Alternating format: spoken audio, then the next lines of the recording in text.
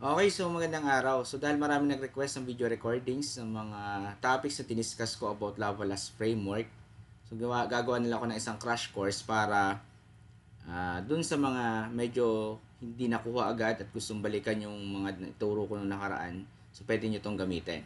So, by the way, Lavalas Framework is a PHP web framework na sinusunod ang MVC architecture and gumagamit din siya ng object-oriented approach.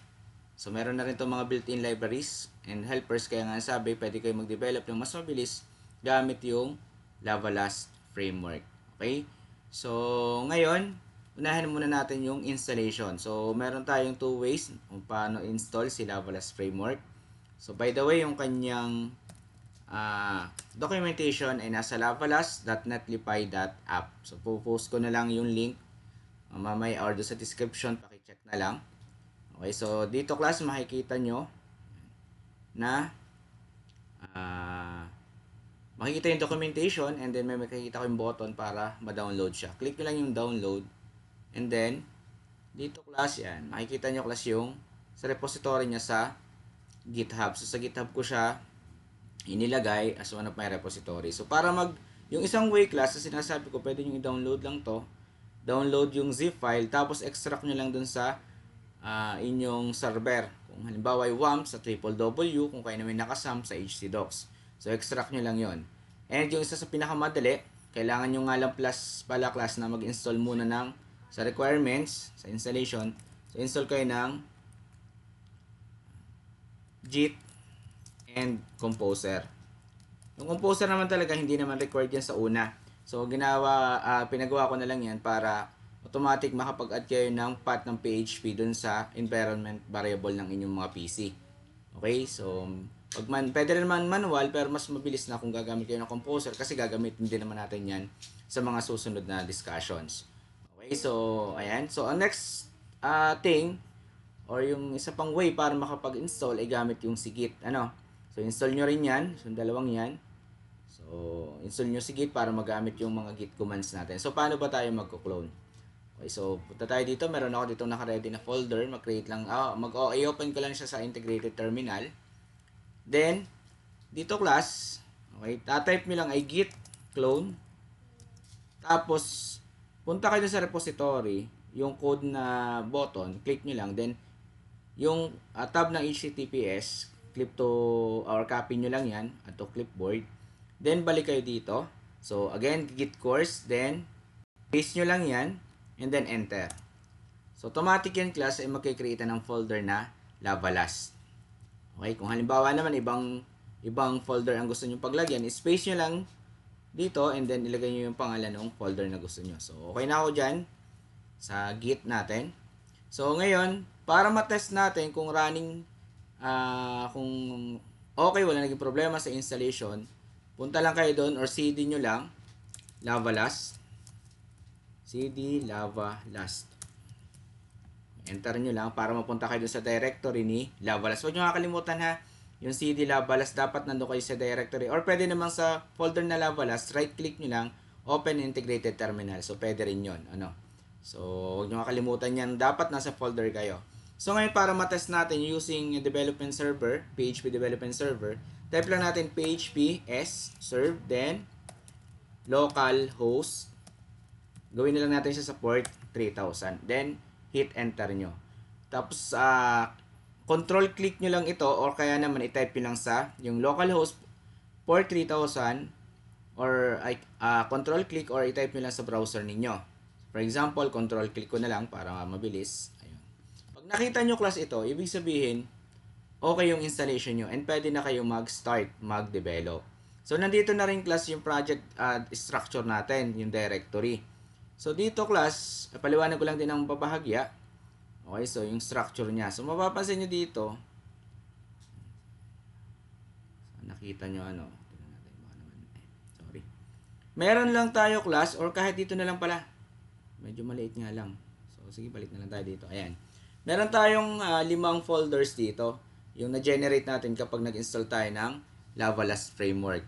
So, yung isang unang folder yung app, which is yun yung isa sa pinakamahalagang folder, or sabihin natin lahat naman yan ay mahalaga, Pero yung app folder, dito natin nilalagay lahat ng mga files na related sa, or lahat ng files na ginawa natin para makapag-develop ng, or ma-develop ng applications. Or yung mga files dun sa mismong application ninyo, para sa application ninyo. So, meron pa yung mga subfolders. So, later naman, magagamit natin lahat yan kapag nag-discuss na tayo ng mga ibang topics natin later. So, meron yan ng config, controllers, helpers, language, libraries, models, and view. So, na makikita nyo class dito, nandito na yung MVC, yung model, yung view, at saka yung controller. Okay, so, diyan kayo naglalagay ng mga files na yon. So, ano ba yung, explain ko na rin ano ba yung tinatawag natin na MVC, yung model view controller. So, yung model view controller class, okay, so yan yung ginagamit para magkaroon tayo ng separation of concerns. So ba dati kung tandaan nyo, sa Web 1, okay, so yung ating, although nakapag-crude tayo doon, pero ang gamit natin is yung file by file, parang ganun, ano, magkakasama sa isang file, ang HTML, nandun na rin ang mga database queries natin, and tsaka yung ating mga business logics. Okay, so with the help of MVC, yung separation of concern na gagawa natin. Ibig sabihin, for example, sa yung view, so alam natin, or from the word itself, na ang ilalagay natin dyan is yung mga HTML ano natin files, yung nagdi-display ng mga output. Okay? Then we also have models, dyan naman ginagawa yung mga queries natin. Okay, so representation of data. So lahat ng mga SQL queries natin, statements, ay dyan natin ginagawa. And then yung controllers, yan naman yung pinaka-heart ng MVC. So, dyan naman pinaprocess lahat, kukuha sa model, for example, ng queries, paprocess siya sa controller, or kaya naman then ilalabas sa view, or pwedeng vice versa. Maaari namang from the view, kukunin, papasa yung data papunta sa controller if ever na may kailangan siya dun sa model or other scripts. So, yun. Lahat ng yun isa controllers nilalagay. So, marami pa dito mga folders, so later na lang natin i-discuss kung para saan pa yung iba. We also have console. Ito naman console para lang dun sa ating command line interface commands, CLI commands. So mamaya gagawin din natin yan. Then public, we also have the runtime and yung scheme. Yung public, lahat ng publicly accessible files nandyan. Kaya ng mga images, CSS, JavaScripts, and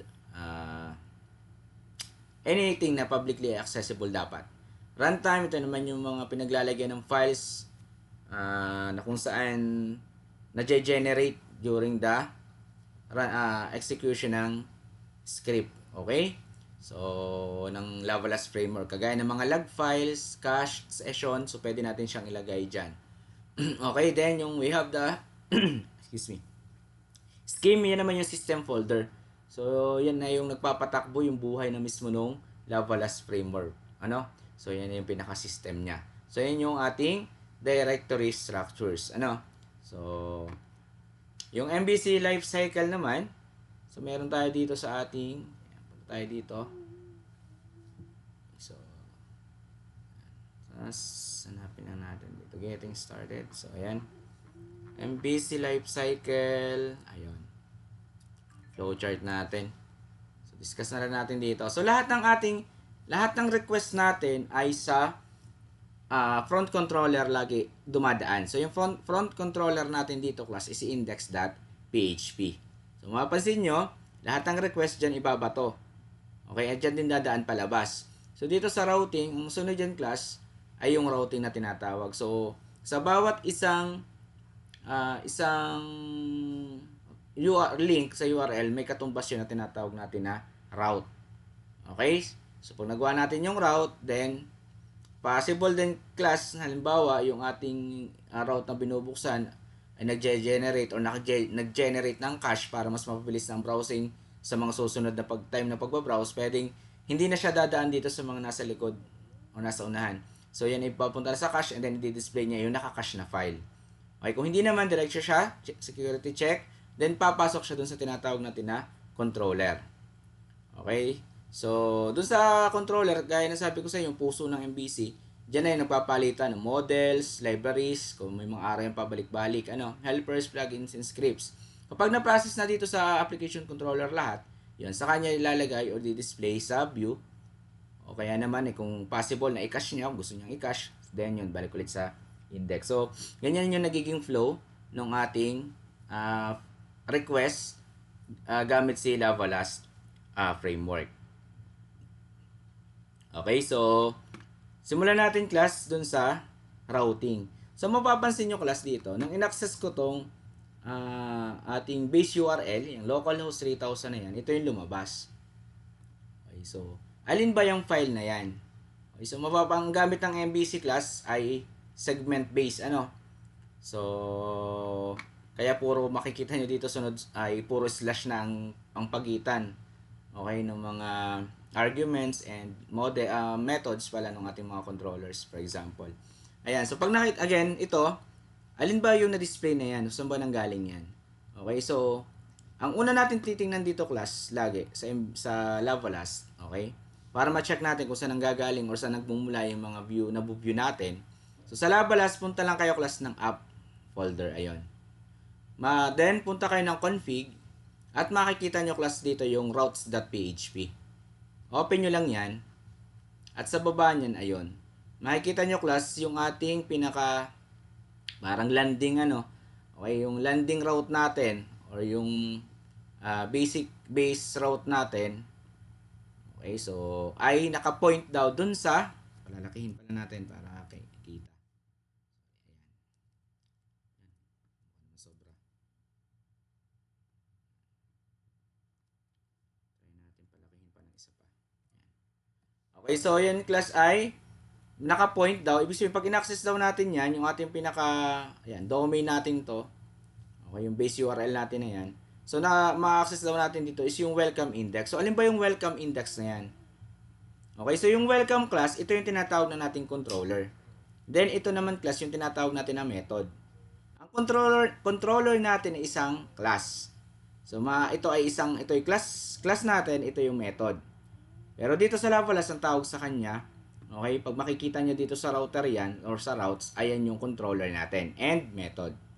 Okay, so, ibig sabihin, nung in-access natin yan, yun yung nag-execute, yung method na index. Okay, so, tinawag natin dito yung method na index ni welcome. So, naman natin makikita yan. Kung yan class ay controller, pupuntahan natin yan class dun sa ating controller folder. So, makikita nyo class dito, ayan, meron tayong controller folder dito. Okay, so, papansin nyo rin dito yung file na welcome. So, ayan. So, yan, ito class, yung class welcome or yung controller welcome natin. And then, ito naman yung method na nag-execute. Okay? So, nung in-execute daw natin to, anong nangyari? So, nakalagay dito, this call view. Ito class na this call na yan, view, yan yung pantawag natin ng view file. Okay? So, ibig sabihin, yung tinawag natin na view file, saan natin naman siya titingnan? Okay? So, makikita naman natin yan doon sa folder na views. Again na, nasa app pa rin tayo, app. Diba kanina yung controller, app controller. Doon natin nakita yung welcome, which is this one. Open natin. Then, yun namang view file na inopen na yan is yung nandito sa views naman. Ayun. Welcome page. Mapapansin nyo, wala lang .php dito. Pag PHP yung file na ilalagay nyo sa view file, kahit hindi nyo nalagyan ng .php, si Lavalas na ang mag-append nun. Okay, kung iba namang file extension, kagaya ng HTML, ay dapat lalagyan nyo ng extension. Okay? So, ayun. Ibig sabihin ito yung inopen, kaya binuksan or i-view. So, open natin siya. So, ito na yung laman. So, mapapansin nyo, yan yung HTML code nito. Nakikita natin sa landing page natin. Ibig sabihin, ito na yung code natin. Okay, para dito. Ayun. What is Lavalas? Makikita na natin yan. What is Lavalas? So, ito na yon. So, yun. Ganun lang class So, sa bawat isang URL, yun, mayroon tayong isang route. So, kung gagawa tayo, halimbawa, magdadagdag tayo, so, laging sa route muna tayo magsisimula. Or, pag sanay na naman, kahit saan man minsan magsimula. Pero, pag medyo bago pa lang, mas mainam na sa sa route magsimula. Okay? So, next ay, paano naman daw tayo magdadagdag or gagawa ng panibagong view or panibagong URL. For example, gusto ko magkaroon dito ng about us. Ayan. So, yan. Papansin nyo class, pag hindi nag-exist yung route, ito yung lalabas. For offer not found. Yan naman class ay napapalitan pa. Okay, pwede nyo pang i-customize yung for offer page not found na yan. So, ngayon, gusto ko, pagka in-access ko yung about us, may lalabas dito ng about us. So, ayan. Ngayon class, para magawa yon, kailangan natin class gumawa ng bagong route na tinatawag. So, paano tayo gagawa ng bagong route? Doon sa config ulit, balik ulit tayo doon sa app. Okay, balik muna natin. Sumobra. App, config, then yung routes ulit, magdadagdag tayo dito. Okay, so for example, router, get, then,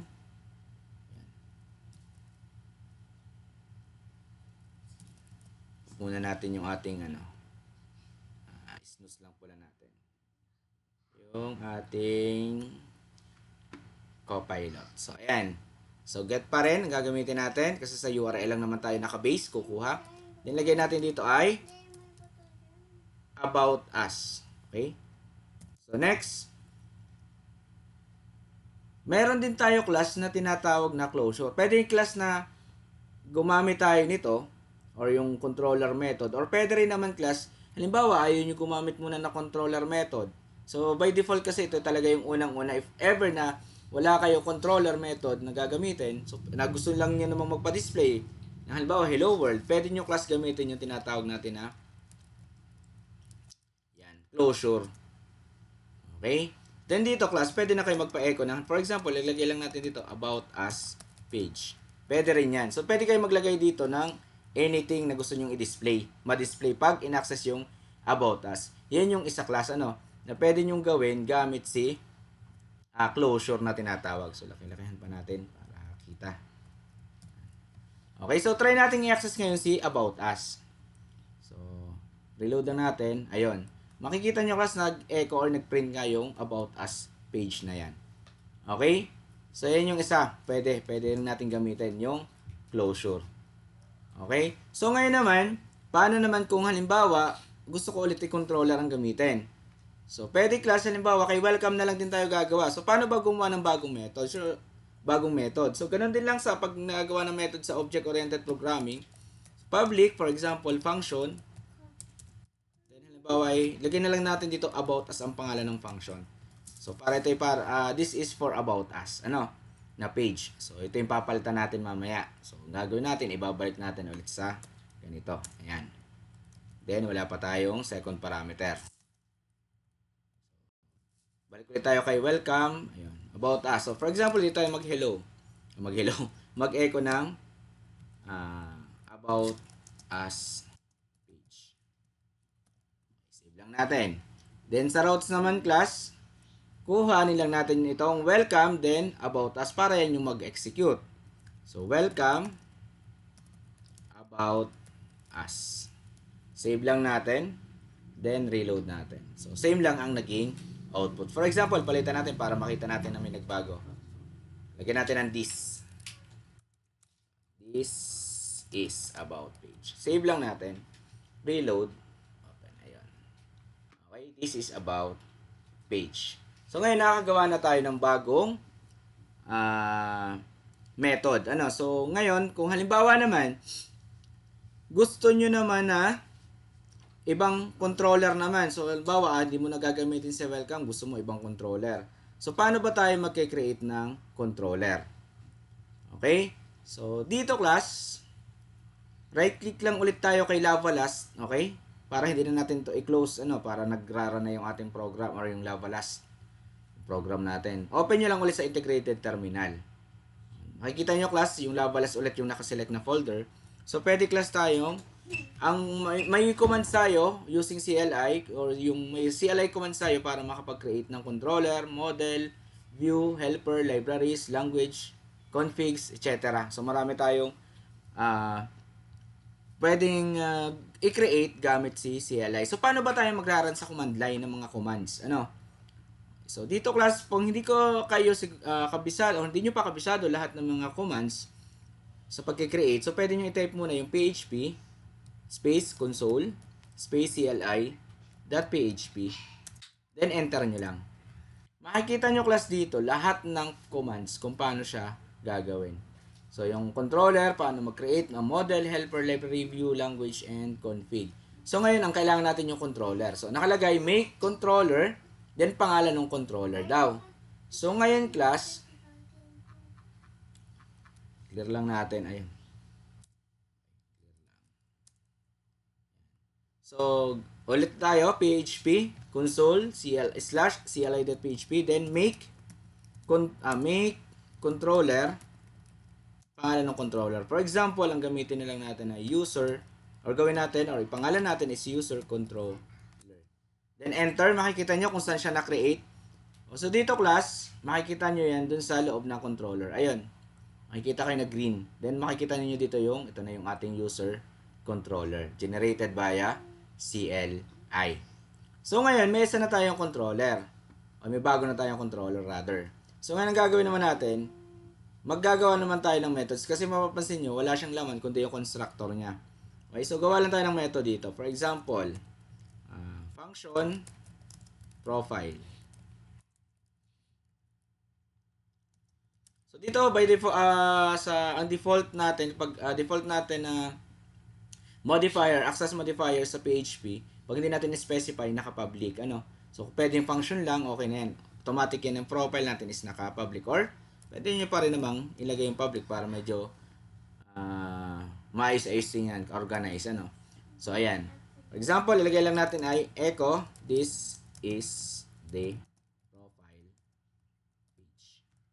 Pa-print natin muna, So, sunod, meron na tayo, user controller, profile. So, halimbawa, yan ang gusto mong, pag nagbukas tayo, for example, nagdagdag tayo dito, gumawa tayo ng route na profile, for example. Okay, user profile. Yan. So, for page not found ulit yan, kasi wala pa naman tayong user profile na route. So, ang gagawin natin class, pupunta tayo sa routes at magkikreate tayo doon. So, router, get, yung ating route na ginawa, user profile. Ang gagamitin na natin controller dito, yung ginawa natin, user controller, then pangalan ng ating method ay profile. Ayan. So, this one, profile.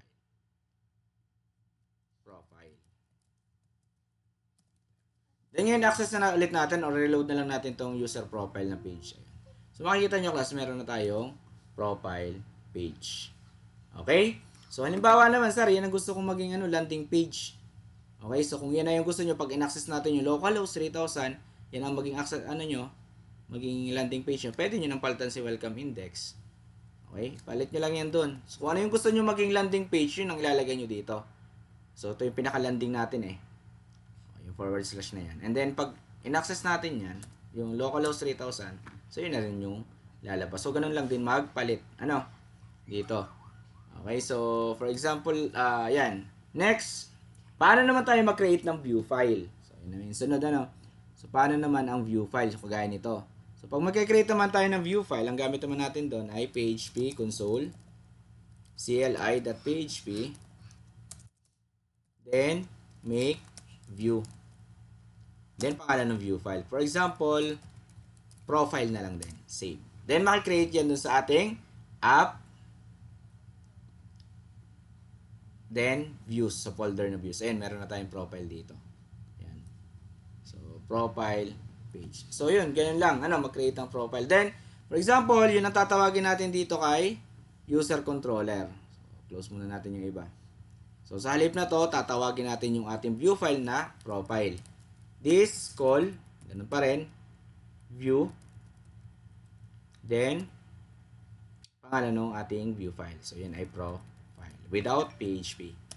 Save lang natin. So, ngayon, yung ating profile, so, for example, lagyan natin ng H1. This is profile page. Save lang natin, then, reload lang natin. So, access ulit natin yung ating route.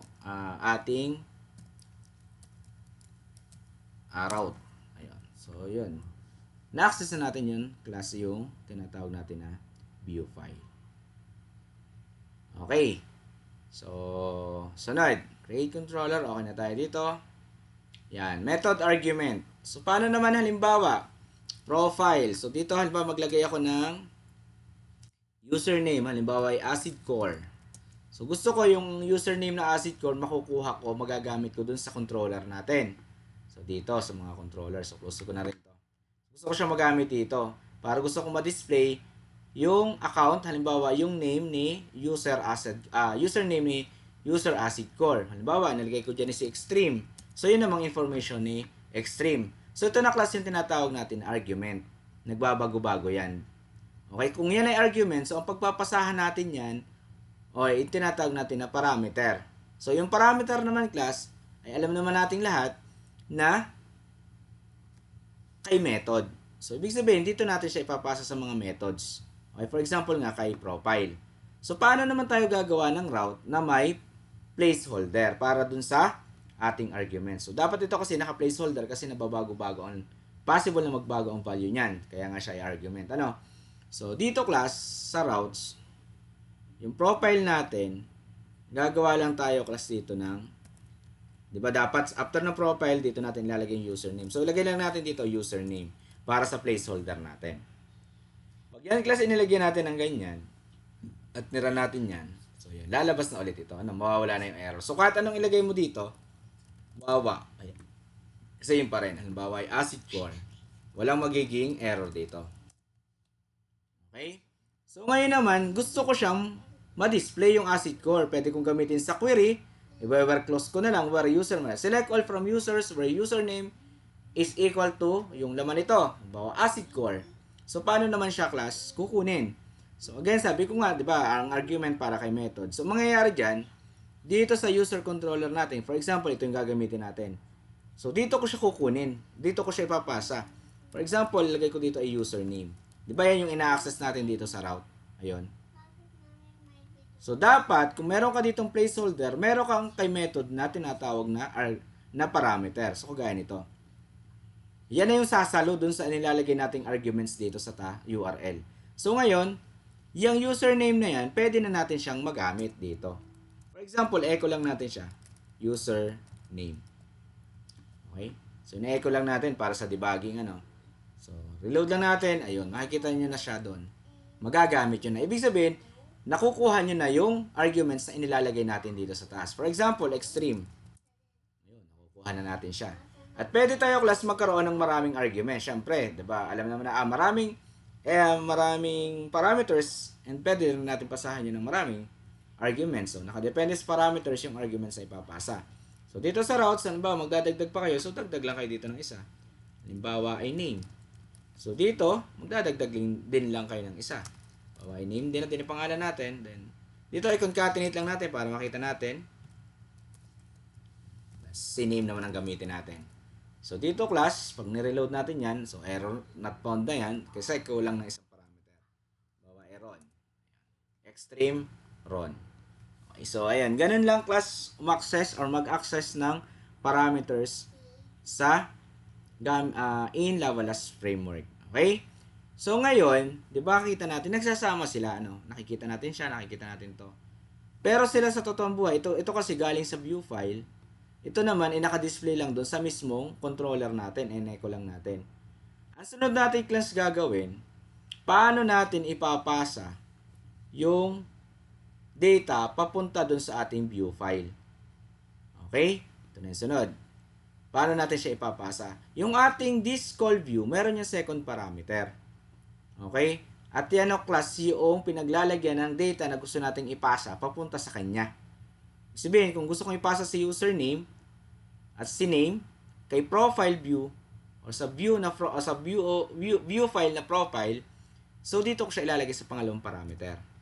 Yan dyan. So ngayon, para naman siya ay mapasa, mas mainam kasi ang nilalagay natin dito kalimitan is array. So yung array natin dito associative ang gamit natin. So for example, ang kunin lang natin ay sige, dalawahin na pala natin. So for example, data username equals yung ating username. Data, lagyan natin ay name. Ito naman yung name. Then dito natin ipapasa yung data. Okay? So, makukuha na natin tong username at name dito. So, siya ay key, associative array key dito. Pero pagdating natin dun sa mismong view file, siya ay magiging variable name na. So, dito magkaka-variable name na user at magkaka-variable name na name. So, for example, yan, short for echo lang yan, ano. So, pwede yung ganyan, echo, mahaba nga lang. Pero kung gusto nyo shorthand, ganito lang. Then, ilagay lang natin dito, IC username. Ang magiging variable name na siya, yung ating key lang dito, magiging variable na dito. Username. Lagyan natin medyo ganda-ganda. Username. Then, lagyan natin ng H2 na lang. Name. Natin kung ma-access na natin or makukuha na natin sa view file. Save. Then reload. Ayun. Okay, username, extreme. Ayun pala. Palitan natin yung username. Name lang pala to. Name is Ron. So, papalitan nyo yan. Ron X. Ayun. So, pwede na tayo class pasa ng data from the controller papunta sa view file gamit yung kanyang second parameter. Okay. So, yan yung first part natin, ano? So, yung second part natin class is a model na tayo. So, dito class magde-database na tayo. Okay, so, cut ko lang muna dito yung video and then sunod ko na yung second part later. Okay? Stop muna tayo and balik tayo mamaya.